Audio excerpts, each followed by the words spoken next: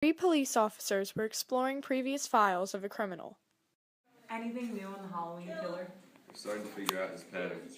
Witnesses said a strange, sanguine man approached the neighbor's door and knocked 3 times. Once let inside, they heard a commotion, followed by a scream and a loud bang in short succession.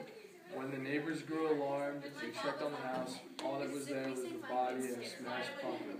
So far, this happened 3 separate times, but each time it's a completely different target it's impossible to predict.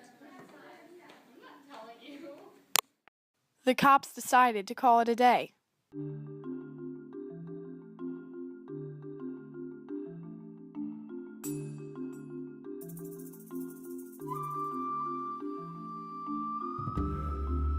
On Halloween night in a small town in Pennsylvania, an unknown killer ran rampant. After some thorough discussion, the police decided to hire a private investigator as a vassal worker. Pleasure to meet you all. If you guys could appraise me the details of the exegesis, we could get started. This newly hired investigator had 25 years of experience and was influential in solving many cases. The police officers had trust in this man who not only had a strong sense of paternalism, but also a protective and caring persona that he projected to others. We're dealing with an experienced killer who pays attention to even the most minuscule of details. He's indigenous to the area and seems to get a thrill of obfuscating the authorities. It's like he sees us as a claque. The criminal is bibulous, which is the beginning of many melees. His violence has only grown larger. The surviving witnesses have stated they could tell the criminal saint had deracinated when he frequently began stuttering in his own lexicon. No one around him felt a sense of aegis. That's it. What about the witnesses? What else did they say? They felt as though his behaviors were microcosms of a madman with no purpose. The criminal's actions were more than mere solipsism. After speaking about the criminal's mentality, the police officers and the investigator wanted to narrow in on the man's criminal behaviors. Some of his specific crimes. He was brought up on charges of stealing people's Halloween decorations.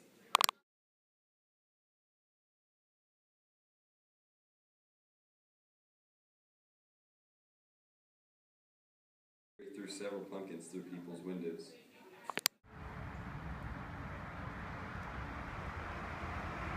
He was mentally insane and was previously charged for verbally assaulting random people.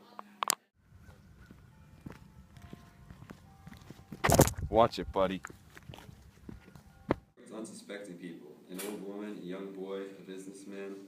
All that's left behind to identify the killer is a smashed pumpkin trail. So 3 knocks followed by a scream and a pumpkin trail? That's not much to go on. I'm not doubting the verisimilitude of the claims, it just seems a little bit sketchy. The issue is, his attacks always happen at night, where the street lamps polarize the vision of the witnesses. It's made him impossible to identify. On Halloween night. The criminal was spotted carrying a pumpkin in the streets of the town.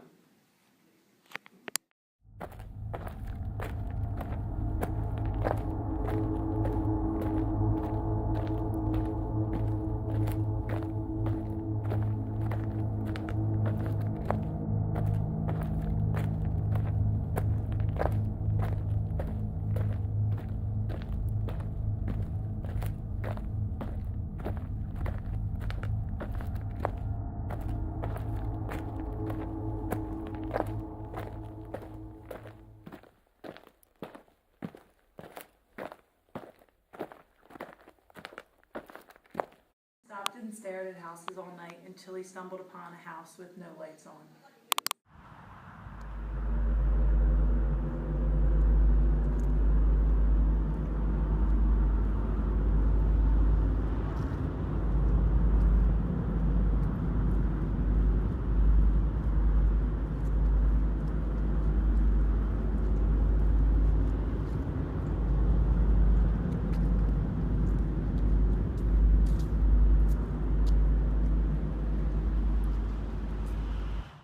Times and let himself in.